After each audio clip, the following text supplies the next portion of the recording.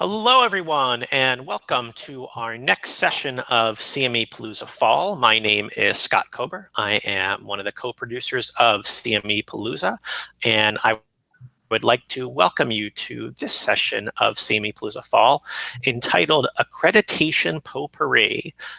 This session is sponsored by ASIM and is being moderated by Deb Plotek. Did I get that right, Deb?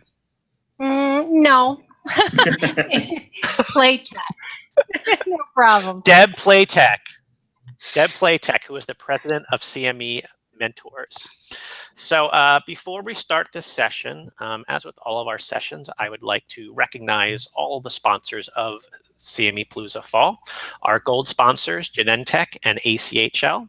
Our silver sponsors, ASIM, Ethos CE Learning Management System, Forefront Collaborative, Integrity Continuing Education, Medscape Education, and Peer Audience. And our bronze sponsors, Answers in CME, Antidote Education Company, Catamount Medical Education, Clinical Care Options, CMEology, CME Outfitters, Creative Educational Concepts, Evolve Medical Education, Global Education Group, Helio.com Education Lab, Impact Education, Infograph Ed, Paradigm Medical Communications, Postgraduate Institute for Medicine, PriMed, Primary Care Network, RedMed Ed, RMEI, and Vindico Medical Education. So as with all of our CME Palooza sessions, for those of you who are viewing this session live, there are 3 ways to ask questions. You can go to our live page where you are watching this session and click on the link for the Scott questions. So here's the URL, but just click on the link for the Scott session questions.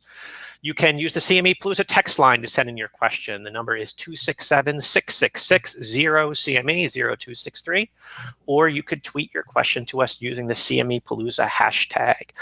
We've had lots of really great questions all day so far. This is probably the most questions we've ever had, so hopefully people will have lots to chime in on with this panel as well. So a brief speaker disclosure before we get started. Please note that the opinions, discussions, and or conclusions expressed are those of our panelists and do not represent an endorsement by or position of their employer, parent company, affiliates, or any accrediting body. And with that, I am going to turn it over to Deb Playtech, got it right the second time around, to introduce the rest of the panel and to get us started. Hey, Scott, thanks. And thanks to all those sponsors. We're really honored to be here and have you part of this. So today I am joined by an esteemed body of colleagues, starting with Frank Berry. And Frank is the director of CPD at MedChi, the Maryland State Medical Society. Frank, hi. And Kim Sheremy also joins us, and she's the president of K&B Health Work. And hello, Kim. Hello. Then I have Mindy Dega, who is the Vice President of Accreditation at PriMed. Hi there, Mindy. Good afternoon. And then Michael Lemon joins us. He's the President of the Postgraduate Institute of Medicine, or you might hear us say PIM today, just for short. So welcome, Michael, as well. It's good to have all of you here today. You know, we like to keep things spicy, so I just want to tell you, here's the potpourri of questions, and I will draw and we will go from there with our topics that we discuss. So based on that, let me take the first one out, and I hope y'all are ready. Of course, as Scott shared, our opinions are just that, our opinions.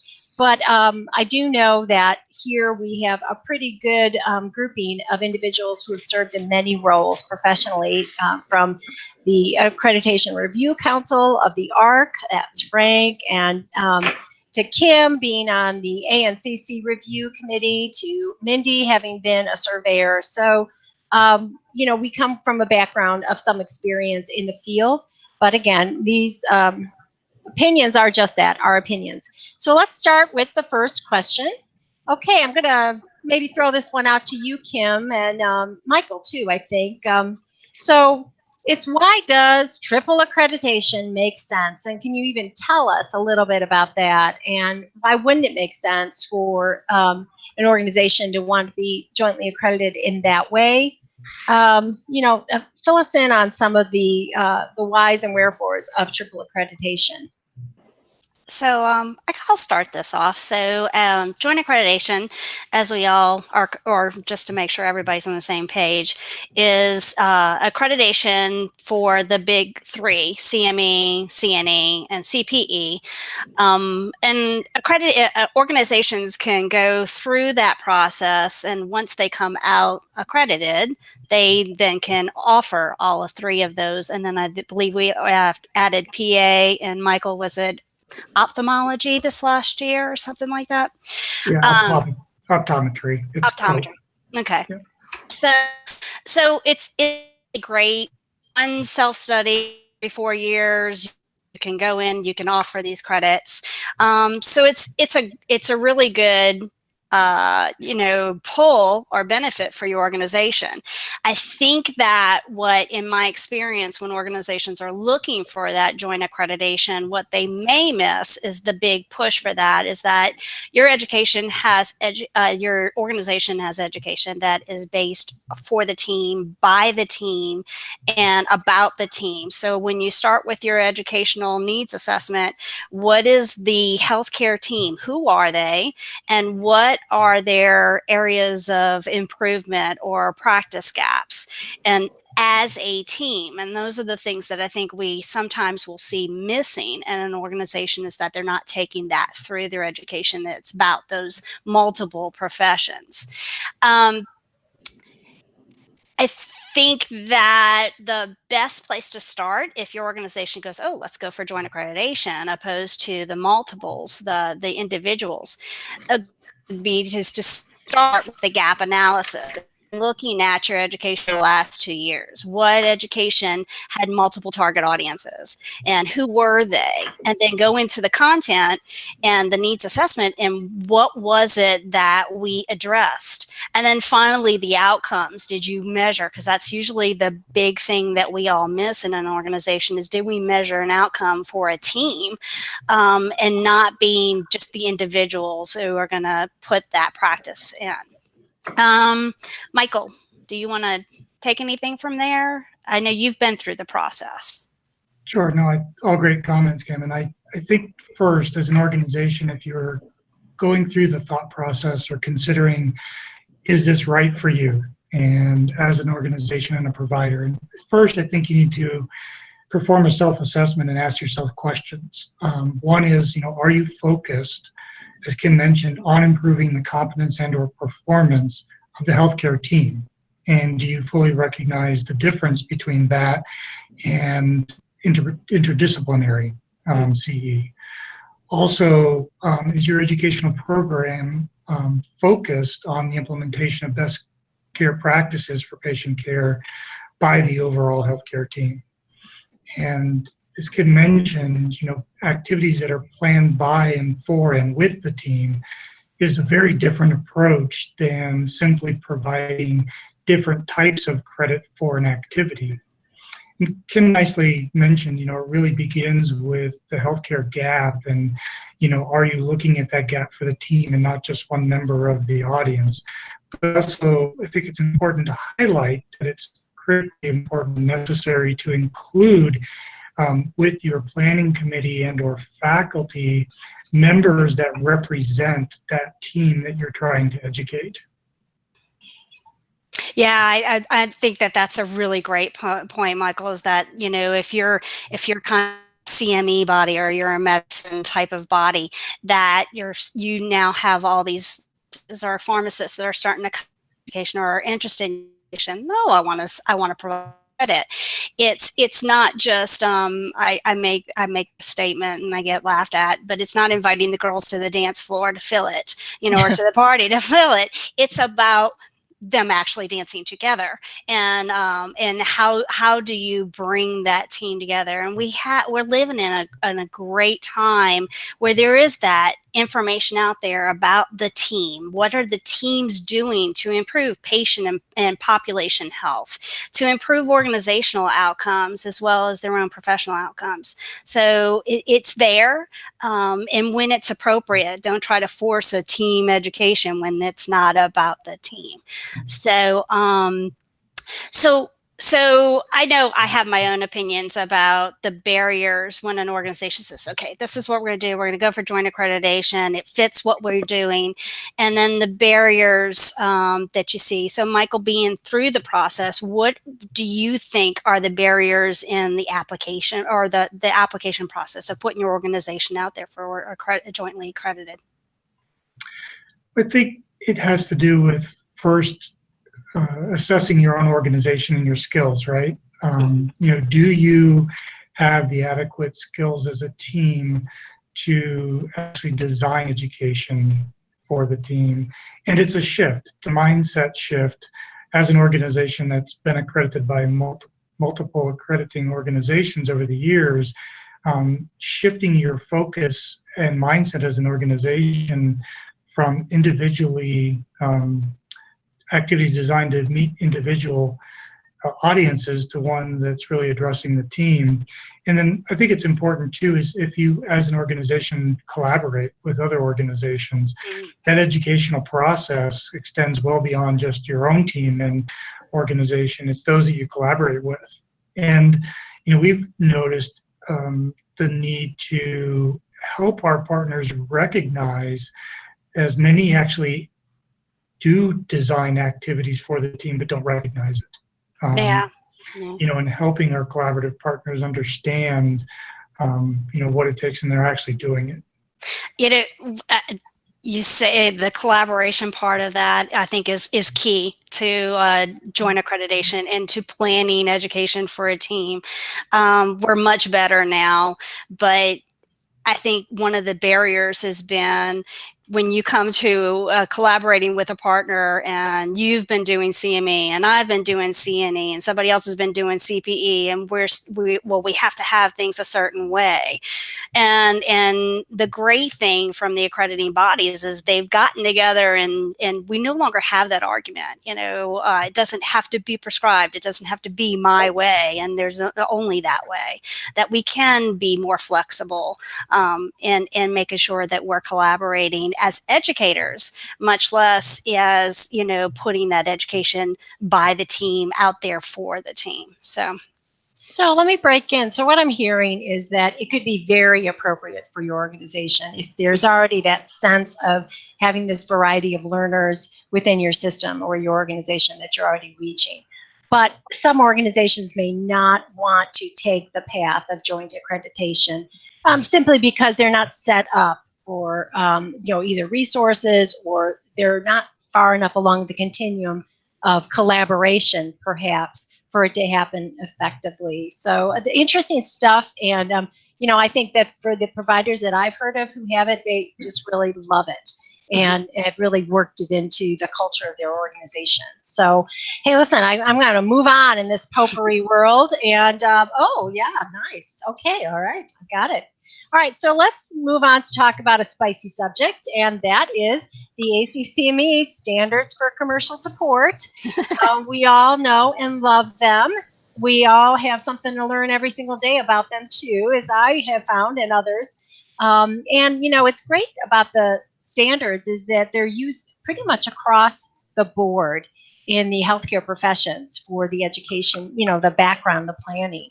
But today I think what we should talk about is, what about those organizations that have large conferences and they have sponsorship and they have educational grants and exhibits and advertising, and ACCME has talked a lot about the separation of promotion from education. And so here's my question, how does a provider successfully navigate those murky waters sometimes? And I'm going to throw this out to, Mindy and to Michael, because I think you have had experience with these large conferences. And then again, to the whole team, just to talk about the standards in general. So Mindy, Michael, what do you have to say about the standards for commercial support as it relates to these large events? Well, Deb, I'll jump in to begin with, and you're right. This is an area that we concentrate on and can present as challenges. But I think the first thing we need to all do is pause and consider, what is the standards for commercial support designed to do? and it's, you know, the intent and behind the standards and the safeguards that the standards communicate to provide as a, you know, guardrails and guidance for us as providers as we design independent education. And, you know, the need, as you mentioned, to ensure separation between certified education and promotion, you know, which we all know is standard 4.2. And, you know, the reality that it is not appropriate or within accreditation compliance guidelines to intermix and allow, you know, CME and non-CME sessions to take place.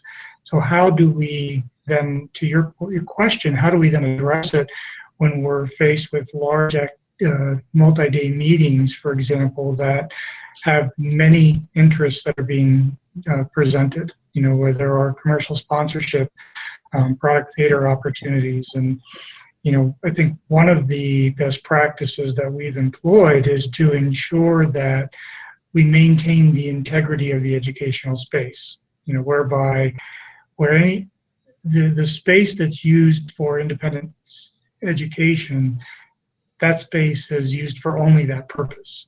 And so therefore, when there's any type of promotional activity that takes place in the context of a larger conference, such as a product theater or something of that nature, that it's done in a separate space.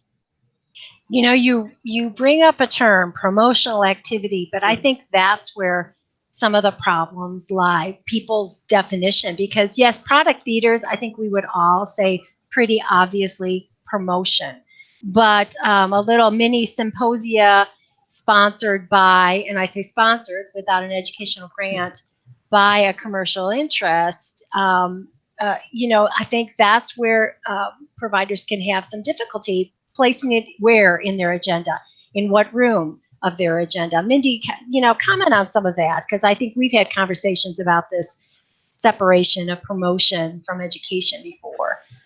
Sure, happy to elaborate. And I think this is also a big area of non-compliance. We've heard that as a little bit more of a heightened topic recently.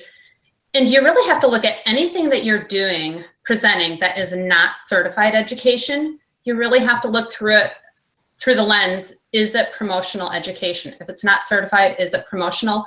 And talking about the location and where you physically host different meetings or different sessions within a larger conference.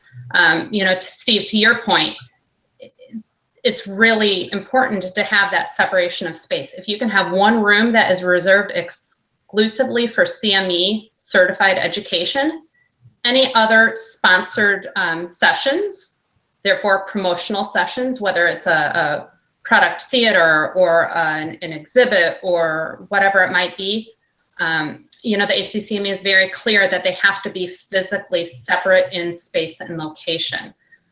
So one of the kind of digging in deeper areas that I've heard a lot of conversation about recently is not even separate sessions, but what happens when you have one session, but you might have one talk within that session that you aren't able to certify for credit for whatever reason. Maybe it's one talk within a 3-hour session, but the faculty member is an employee of a commercial interest. That then becomes a promotional talk. And something I would really encourage everybody to look at is, I don't know that it's appropriate just to remove CME from that one talk within a larger session. But how do you manage that? Do you remove that session or that individual talk entirely? But just being cautious as opposed to just removing CME from one small piece of a larger activity. If it's in the same location and, you know, kind of continuous in the agenda, that might be an area to really look at. You know, Frank, I'm going to ask you to weigh in on this. You know, coming from MedChi, an accreditor, state accreditor, you know, your experience on the ARC, you know, what have you seen, and you know, give us a few best practices in the area of what just, you know, Mindy just described. Well, I think best practices have already been described, by Michael and Mindy here, in that the intent of the standard is to create separation between that which is non-accredited CME and that which is, or CE, excuse me, or that which is not accredited at all. We frequently see with smaller organizations who don't necessarily have the wherewithal to get space, the challenge of having this sort of blended thing that matches within. The best practice that I've seen is to completely separate out how those sessions come about instead of allowing them to precipitate with a CME and then a non-CME and then a CME.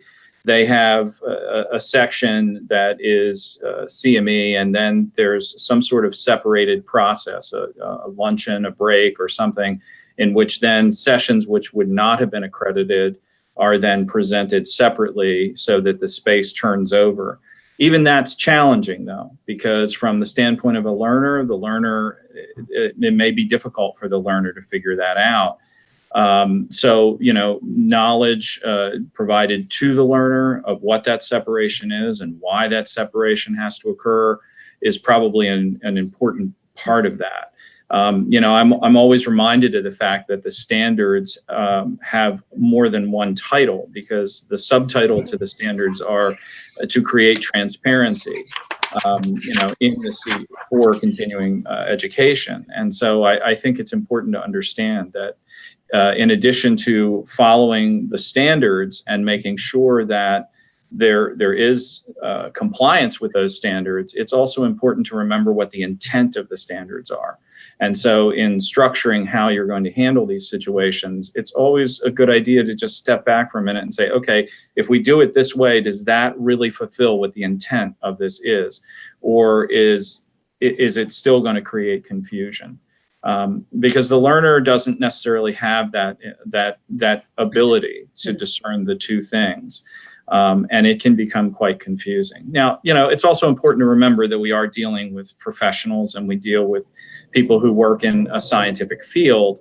So, it is hard to fool them a lot. But it's just how that whole process works. And I think we as professionals and those who work in that continuing education in the health profession space need to be aware that part of the confusion that occurs outside of our learner community in the general public about who holds influence over these things, those people, need to understand. And if we are not diligent in making sure that happens, then this confusion precipitates. But when we can demonstrate consistently as a profession that we work very, very hard to make these differentiations, I think it helps our case even when the general public starts questioning, whether or not how much influence is in the certified, accredited continuing education that healthcare professionals receive.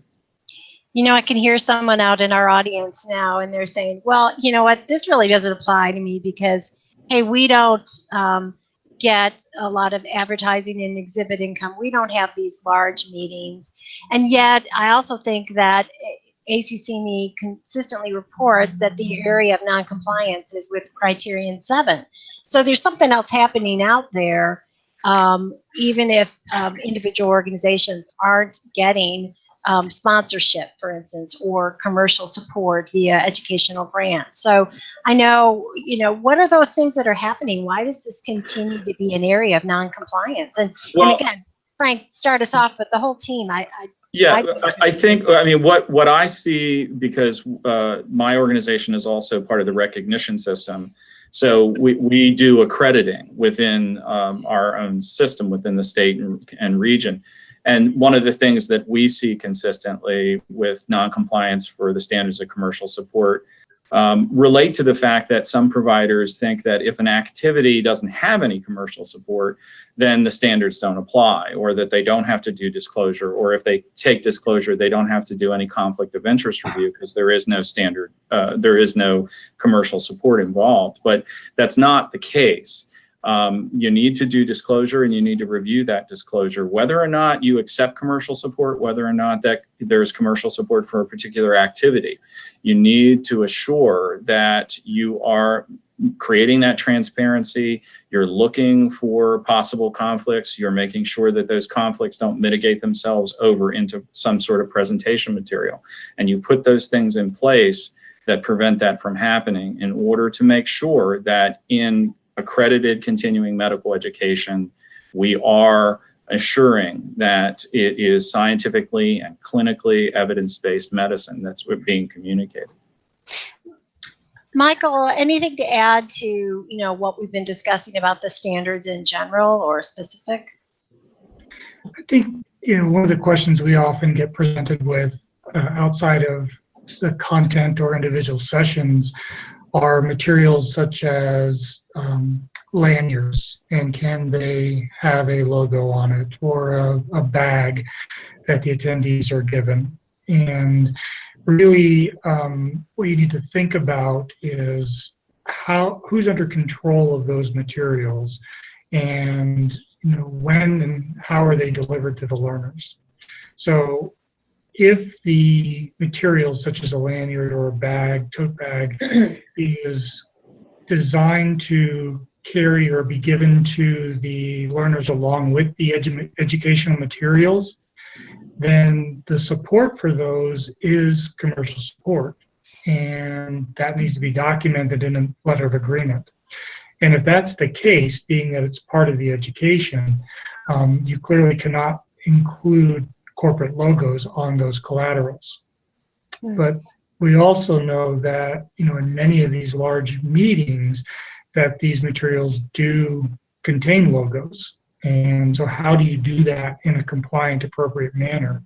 And it's really about separating those materials from the educational materials so that they can be, quote, sponsored and corporate logos can be on them, but they cannot be delivered to the learners and under the control of the provider. It needs to be in a separate manner how those materials are delivered, and not part of the educational materials. So it almost gets back to and aligns with the prior discussion we had. How do you ensure appropriate separation between education and promotion? And that also follows on to those materials. So Frank, I don't know if you have any further comments or clarifying any of my mess I just shared, but No, I think you said it well, Michael. I think you said it well. I think an important thing to remember is that if you find yourself questioning the standards for commercial support, or whether you're doing something that's compliant, the ACCME, who are the genesis group for the standards for commercial support, they are open to questions. They have a ACCME Ask ACCME website that you can contact. There's a list of frequently asked questions that's already available on ACCME's website. These are resources that you can go to that can often be helpful when you have questions like that, because there are examples there, and answers from ACCME. And so I think it's always important to, realize that if you ask questions before something happens, you can correct and move into a compliant space. If you assume something and try it, if there is an edgy thing that might be non-compliant, then you're going to find out in a different way. And so I think ACCME has proven that they want to collaborate with the CE community when it comes to compliance for the standards of commercial support. That's a great way to end this conversation on the standards, by saying, hey, go to the ACCME if you have those questions and find out before you get into non-compliance. So yeah, thanks for that great reminder. Well, we're going to move on. And for this one, hey, Deb. see. Deb, Yeah. Before you move on, Yeah. we have a couple of questions that have come in. So there's one that I want to ask the panel just before we get too far ahead. And Kim, this is probably be a good one for you. So here's the question, came in on our text line. How do we get nursing to buy into joint accreditation when they are so siloed with their programs? Any recommendations? Oh, and I so disagree with that in the siloed. In my experience, I think you bring them in by showing them the importance. In my experience as a nurse planner, a lead nurse planner, and I like to say that I've worked at every kind of organization there is there that does CE. If I got invited to a CME education that's being planned, and it was, oh, by the way, this is really good for the nurses to know, you're turning them off right away. We don't want to come. But if you bring it in and say, this is an issue, and especially hit on a nurse's heartstrings, this is an issue that we have in the patient and the population, and we want to improve that. And we think you bring an expertise to the table as nurses and make them we go back to the collaboration. I think that there's opportunities there. Bring them in as a team member and not as inviting them to the party. So I answered the question.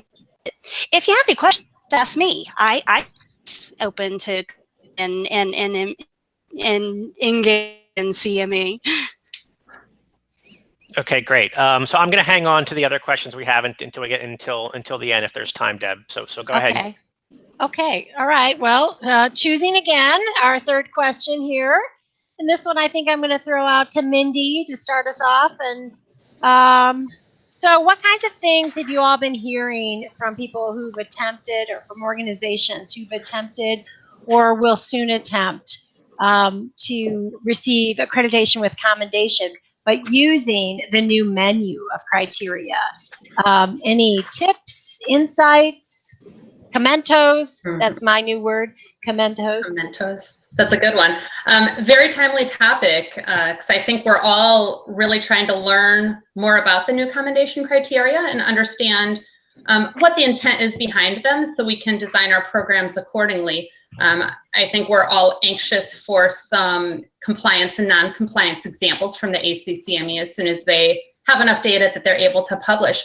But my biggest recommendation, and what we're going through right now as well, is developing a strategic plan considerate of what that is.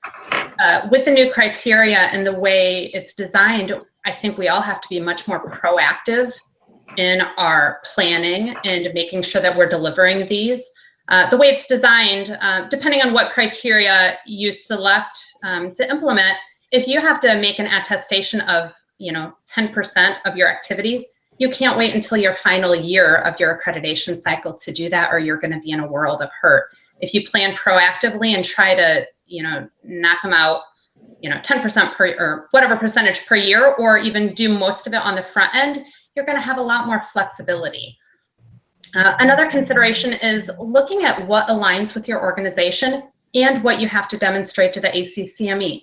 If you have a choice between multiple criterion that align, think also about the organizational effort that it's going to take to demonstrate what you need to the ACCME. Even if you can do both of them, fantastic.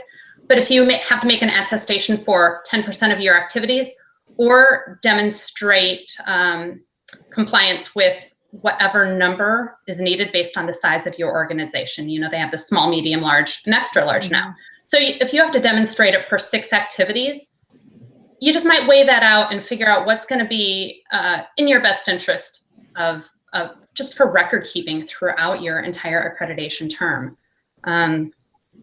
My final comment here is also to that point. If you're going to have to demonstrate something 6 times in the accreditation term, or 8 times in the accreditation term, you can probably get pretty far right now in looking forward based on activities that perhaps you routinely conduct, and mapping out what those 8 activities might be, or maybe what half of them will be, and just put it on paper. Put a plan in place and visit it maybe once a quarter or every 6 months to make sure you're on track. And if you realize you're going off track, re-identify what activities might demonstrate what is needed, or reevaluate if you're suddenly not able to hit a criterion anymore.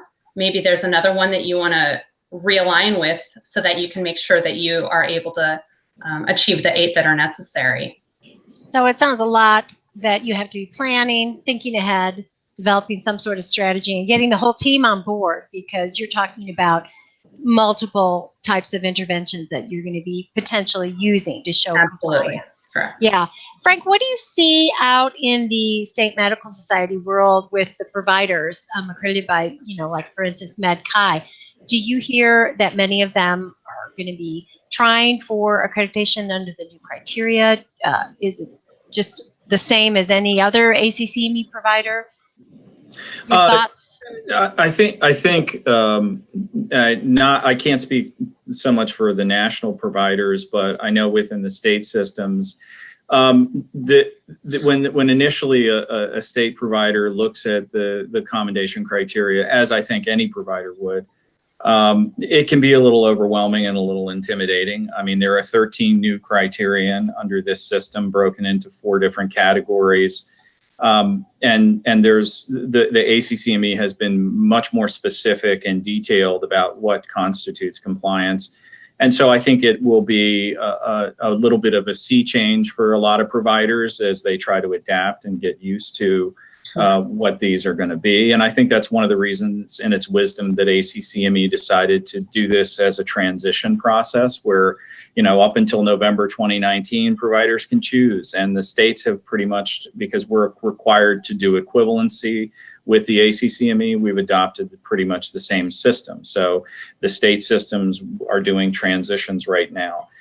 Those providers, who are on the lower end of their accreditation process have time to look at this. Those who are coming up, they may choose to use 16 through 22 instead. What we've been trying to encourage people to do is look at this as something that can be integrated into your practice. To Mindy's point, waiting is not a good idea.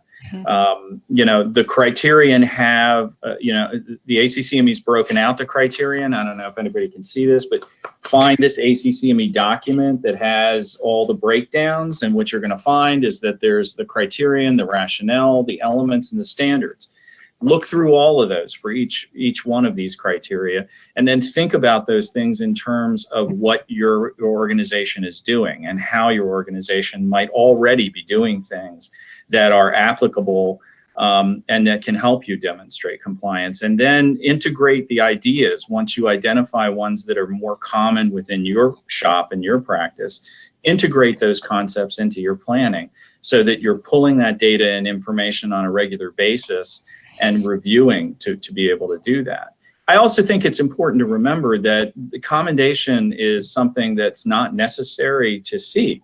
We would encourage every one of our providers to do it, but there's nothing wrong with having a standard term of accreditation. The regular accreditation, compliance through 1 through 13, these are very good.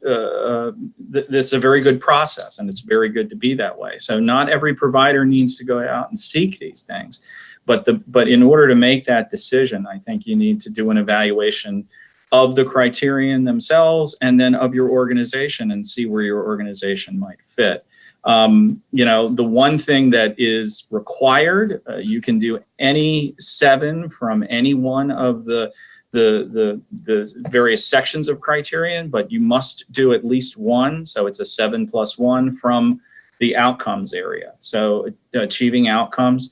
Maybe the first thing you might want to do if you're thinking about using the new criteria is look at that achieve outcomes section and see if there's something within there that you can do. And this is one of the things that we've said to our providers before you even start this. Look at that one section, look at those 3 criterion, and make sure that you can do something within there, because otherwise you're going to be very seriously challenged. And you have to have that. I think, we also might like to point out, as we're talking about commendation criteria for ACCME, that both joint accreditation and I believe nursing are also considering bringing forward commendation criterion for those systems of accreditation as well. I don't know how similar they're going to be to what the ACCME has done, but again, the guidelines for because all of this is about best practice or exemplary practice. So I think it's important to look at those things as you're considering it. You know. Those are great points. Thanks for the reminder too, to just like look at the outcomes criteria area first and figure if you can even meet that, because you must meet at least one. Scott, any questions from anybody out there in cyberspace? Yeah, so this is a two-part question that came in.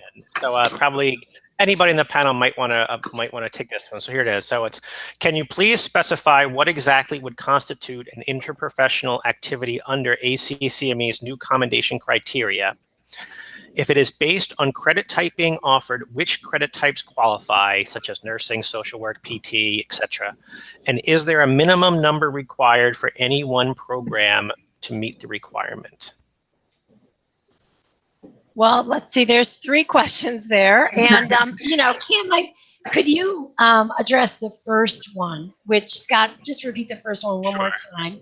It's, can you please specify what exactly would constitute an interprofessional activity under ACCME's new commendation criteria? So going to the definition of professional education, it's the education is for the team. It's about the team. In other words, the needs assessment is about the team, and it's by the team. So your team, that is the target audience, is reflected throughout that education and planning development, as well as the measurement of those outcomes. That is interprofessional education. And I think Michael or Frank, I can't remember which one of you said earlier, it's not about multiple disciplines. It's not about having oncologists, cardiologists, and internists at the same table. It's about the multiple professions. And I know as far as joint accreditation goes, the team is not defined as it has to be physicians, nurses, and pharmacists. It can be whatever the team is supposed to be.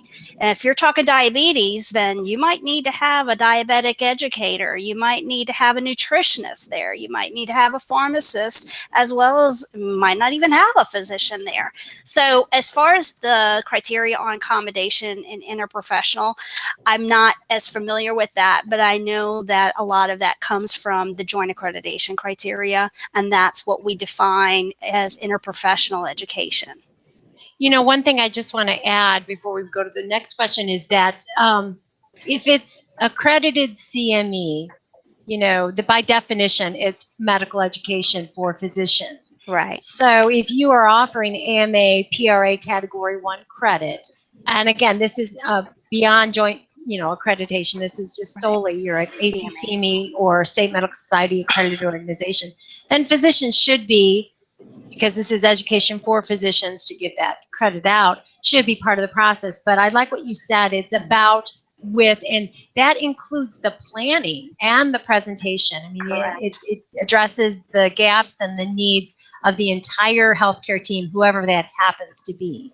So, Scott, you're going to have to, I guess I just didn't have enough coffee today. You're going to have to repeat that second question to me because I lost it. So I think applying to that first question is probably the most broadly applicable one. I think the other parts are pretty specific. I know we've got about 10 minutes left, and you probably have some other issues to dive into, Deb. So I'm going to let you kind of pose the next your next question in the panel. All right, then I'll do that. Yeah, just pulling it out. Okay, so this is kind of interesting because I hear a lot from people. You know, one area people always struggle with is how to get people to their events, their live events.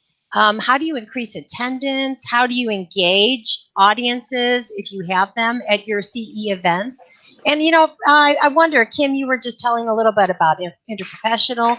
Mindy, you deal, again, with all types of professions. What do you see for your live events? Let's start with you, Mindy. Let's hear from you. How do you get attendance to be increased, and how do you engage people?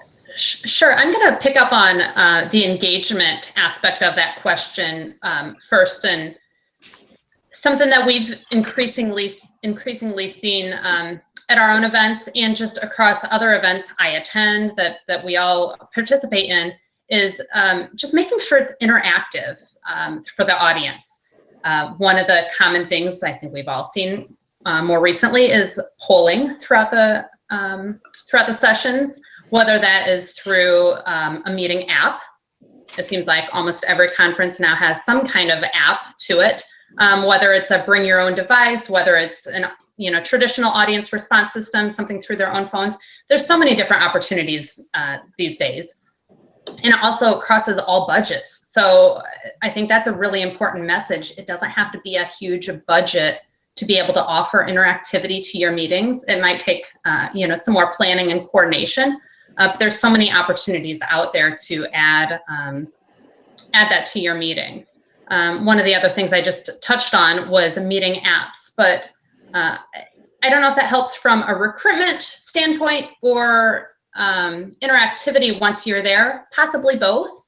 But that's another opportunity to engage your audience while you're there and to do just different things that you can't do in a traditional didactic setting, perhaps, engaging them with the reminders throughout the meeting, or do you do competitions on the app? The polling questions I already mentioned, presenting the slides and handouts and evaluations. Also, is there a way to engage them through the app after they leave the meeting? Oh, That's another opportunity just to continue that engagement with them outside of that physical space of a meeting. So, Kim, how about you? Do you think, can you think of any, novel new ways to get people to actually attend events that you've heard of or that your organization does? So, so I work for multiple organizations, and I can give some examples, but something that's not necessarily novel, but think about our learners today. They can get education, they can get information anywhere. I can pick up my phone, I can Google something, I have my journal, I can pull whatever I need. EMR systems now that I can get the information from. So you have to think about, if you want people to come to your education, why? What is it they're going to get from your education that they can't get from Dr. Google, or they can't get from their medical library? So make it meaningful, hit their pain point. What is it that they're struggling with? And then once they get there, definitely on the interaction, but give them something solid to take away. Give them the tools and the tricks. Give them something that they can put in their pocket and go. Give them something embedded in an app. And then, Mindy, you mentioned the gamification. I think that when you have a bunch of people sitting in a room, get them off their behinds and make them move and make them think, make them interact with each other as well as interacting with the knowledge experts. But something I've experienced that has been a really great success is at the end of a long conference day, have a wrap-up session, but make it fun. Make it a competition. It is amazing to watch a bunch of adults who are trying to compete to get on the top leaderboard, right, of the points, making sure that they're answering what was presented that day. And as an educator, it's great because you're engaging them in the information, but they're also, you can clarify if there's a lot of people who aren't getting those questions right. Hey, let's go back over what was presented and why, because it's more important that they're doing it home and put it into practice. So. Yeah, those are great. I like some of those ideas. I like the gamification, especially at the end of the day when traditionally some of those sessions would be poorly attended. Mm-hmm. Michael, this makes me think about PIM. And, maybe you could just tell me, do you do your balance of activities? Is there more enduring or more live? And is there anything that you could add to this idea of how to increase attendance at live events? Sure. Our mix is about half and half, both between live and enduring activities. We, as an organization, are really about collaboration. And I think with live events, one thing to consider is there an opportunity to involve other collaborative partners? So if you're doing regionally or locally based programming, are there local chapters or advocacy groups that are trying to address and bring aware the area that you're trying to fill a gap in? with your education. And we've had many successful collaborations that have significantly increased the attendance for an activity by engaging other local partners that are also have interest in closing and addressing the gap we're trying to with the education. That's a good point. All right, I see our time is winding down, so I'm going to reach for the last question, and we'll see where we go with this. Oh, okay, yeah. Can we talk about maintenance of certification? There was a time when that was like a bad word to physicians. They were frustrated and had a lot of opinions on that. Is that still the culture or the way it feels now? Frank, maybe you can comment because of the Maryland State Medical Society and having a physician base. I know I've also seen that ACCME has added quite a number of boards to the PARS system. So, tell us a little bit about the current temperature in the MOC world. I would say that the temperature is still a little warm. I don't think it's as hot as it was. I think that the boards themselves were, when they rolled all these maintenance of certification requirements out, were so pleased with over a decade's worth of work at putting it together that I don't think they quite understood the impact that it was going to have because of how radical some of the changes were. So I think you still have a group of physicians who are very resistant and still very upset about the whole process and the way it's worked out. But we're beginning to see a gradual process of change where once people understand the rationale and the importance of why there's this movement toward maintenance of certification, I think it's working out better. It certainly has helped that the ACCME has been leading in the forefront when it comes to maintenance of certification, as far as integrating the system of CME with the boards to make sure that there was content out there. The American Board of Anesthesiology, the American Board of Internal Medicine, the American Board of Otolaryngology, the Board of Pathology, and the Board of Pediatrics now all have relationships with the ACCME, which allows providers of CME to put their activities on the PARS system and identify them as maintenance of certification opportunities.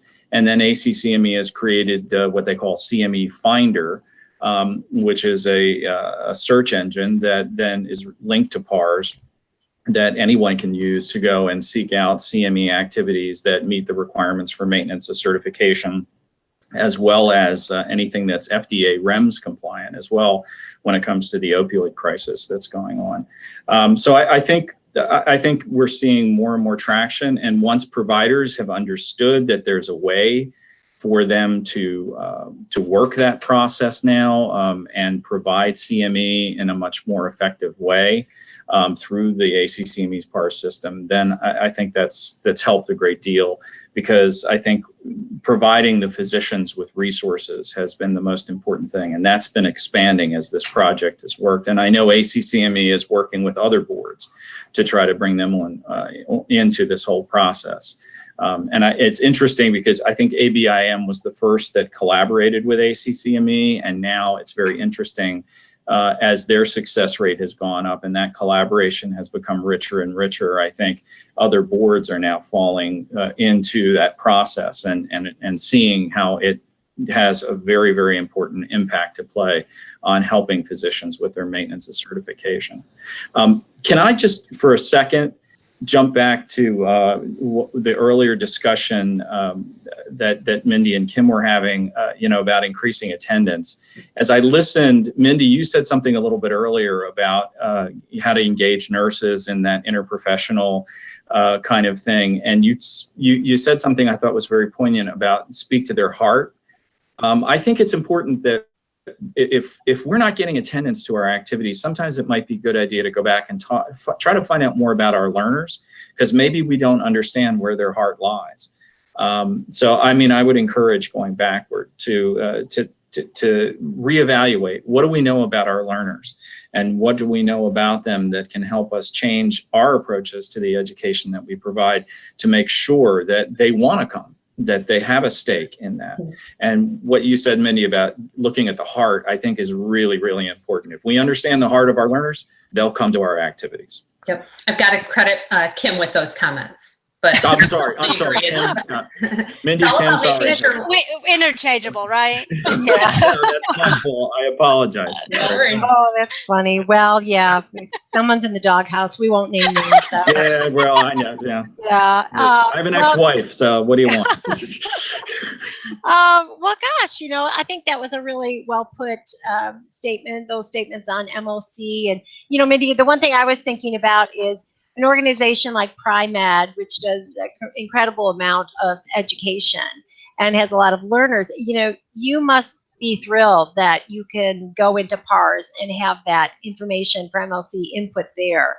And, it's sort of a seamless process. I can only imagine, but maybe I'm wrong. Comment on that. Sure. I think it's a tremendous value that the ACCME and the boards have made it as easy as they can for us.